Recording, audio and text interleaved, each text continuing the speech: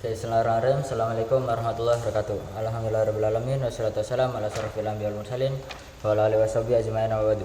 Kian selanjutnya para penuh medan selanjutnya para mentajaran film yang pertama-tama kita anjurkan bersyukur kita terhadap Allah Subhanahu wa taala yang telah memberikan kita kesehatan sebisa nikmat pagi hari ini. Tanda salam kita terhadap Nabi kita Nabi Agung Nabi Muhammad sallallahu alaihi wasallam. Oke, di sini saya akan bahas tentang presentasi pelajaran biologi tentang darah. Darah itu mempunyai fungsi penting, yaitu sistem peredaran darah memiliki fungsi penting. Sel darah merah, sel darah ini memiliki fungsi yang sangat penting, yaitu mengedarkan sari makanan, transportasi oksigen, mengangkut sisa metabolisme, mengangkat hormon, membantu keseimbangan cairan tubuh dan membantu dalam mengatur suhu tubuh. Nah, komposisi dari darah itu memiliki sekitar 55% plasma darah dan 45% sel-sel darah. Plasma darah itu terdiri dari 90%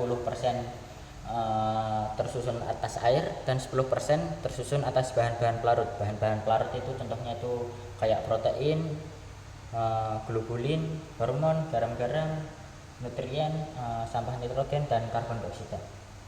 Nah, kalau sel-sel darah itu memiliki sel-sel darah itu menempati 45% di dalam darah. Di dalamnya itu ada eritrosit, leukosit dan trombosit. Eritrosit itu sering dikenal juga dengan sel darah merah, leukosit itu sel darah putih, dan trombosit itu ya trombosit. Lalu eritrosit itu sel darah merah, terdiri atas O2 dan CO2. Memiliki jumlah sekitar di dalam tubuh itu sel darah merah itu memiliki jumlah 5 sampai 6 juta. Kalau memiliki diameternya itu 7 sampai 8 UM. Kalau tingginya itu 1 sampai 2 UM. Nah, kalau sel darah merah itu hidupnya itu sekitar 3 bulanan. Kalau sel darah putih itu fungsinya untuk mempertahankan tubuh dari serangan. Hidupnya itu hanya beberapa hari saja. Jumlahnya itu sekitar 5.000 sampai 10.000. Kalau trombosit atau dikenal dengan keping darah itu memiliki jumlah sekitar 2.500, 250.000 sampai 400.000. Hidupnya itu sekitar 8 hari. Lalu trombositnya itu gunanya itu untuk penggumpalan darah itu trombosit berfungsi sebagai enzim fibrin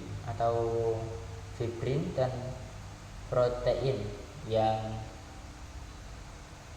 mengubah fibrinogen menjadi fibrin. Kalau protombin adalah protein plasma yang memerlukan vitamin K. Kalau protombin menjadi trombin itu dipicu oleh ion kalsium, yaitu Ca. Nah, kalau ini ada kelainan-kelainan, yaitu ada anemia. Anemia itu adalah kekurangnya Hb atau Fe dan eritrosit. Gejalanya itu seperti mukanya pucat, lesu, sakit kepala, dan gangguan pada mens. Terus ada leukemia. Leukemia itu darah putihnya itu kebanyakan darah putih, itu bisa menyebabkan lesu, demam, pendarahan, dan pucat. Terus ada talasema itu adalah penyakit turunan atau genetik, yaitu pembesaran limfa atau tulang dan yang tulangnya itu abnormal. Bisa juga disebut dengan gangguan pertumbuhan.